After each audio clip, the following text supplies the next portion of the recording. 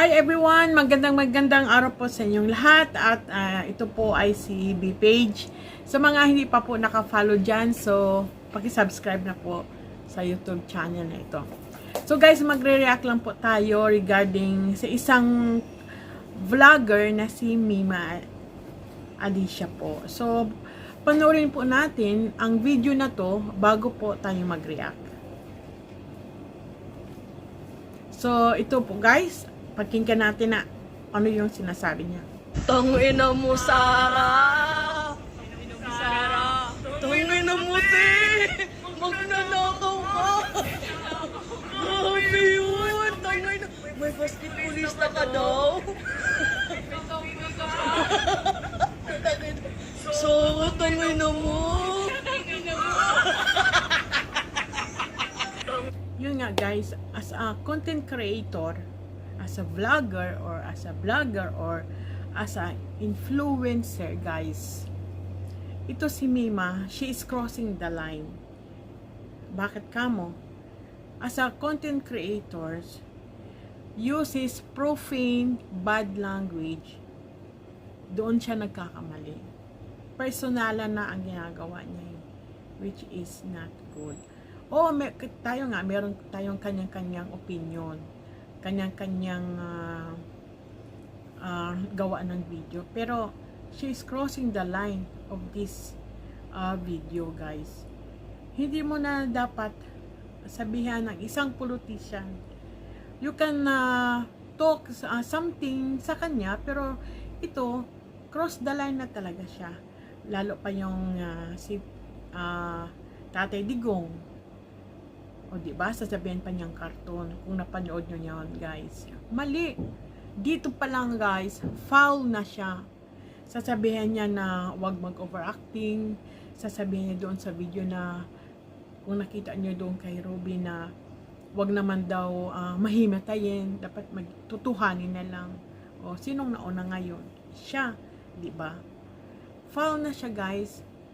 So, kung anong masasabi niyo dito, hindi naman sa pagsabi na isa akong DDS. Yes, I accept it. Isa akong DDS. Pero, mali itong ginagawa niya. She's crossing the line.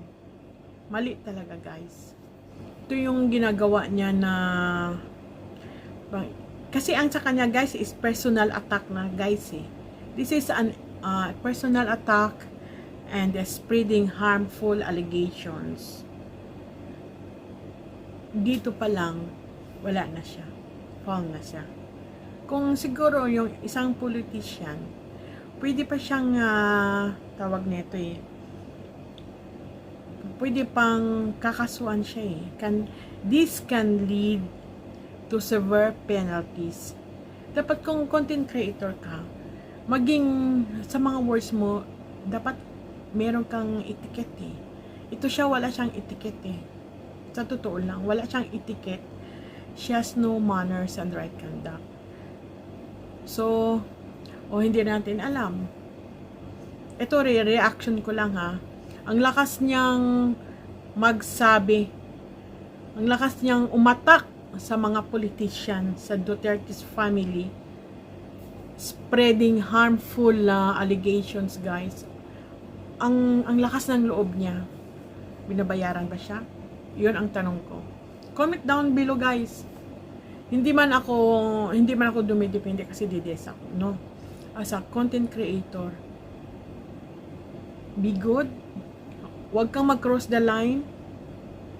Kailangan, huwag kang manalita ng mga bad words language, which is foul na siya. Foul ka dyan talaga. Gawa ka ng mga videos mo, original videos mo, yung lifestyle mo, yung daily routine mo. Pwede ka man gumawa ng mag-react ka sa mga politician or sino man mga artista or sino mga tao dyan, i-react mo. Pero ito si Mima Alicia, mali yung ginagawa niya. Cross line talaga siya. She is crossing the line of a politician. She is accusing. She is attacking, personal attacks, harmful allegation. Diyan sa nagkakamali. So, hanggang doon na lang po guys at hindi ko na patatagalin. So rest in peace po. Sana kung saan man kayo mapunta, So, ipagdasal nyo na lang si Mima Alicia. Pagdasal na lang natin si Mima Alicia, guys. Yun lang. Pero kahit magdasal tayo, yung taong dinadasal natin, hindi naman tayo makakatulong. Siya mismo ang makakatulong sa kanya kung saan siya pupunta. Sa heaven ba? Sa purgatory ba? Sa heaven ba? O kung saan ba. So, si San Pedro na lang ang mag-judge sa kanya kung saan siya pupunta. So, yun nga guys, ibang-iba talaga to na vlogger eh. Not like, I'm not comparing between a basketball player, Renny Baterbonia. Iba talaga. Ibang mararamdaman mo kay Renny Baterbonia. Kasi, pag mabait ka na tao guys, kahit hindi mo siya kakilala, talagang ramdam na ramdam mo. Ako, umiyak talaga ako kay Renny sa totoo lang. I cried a lot of tears.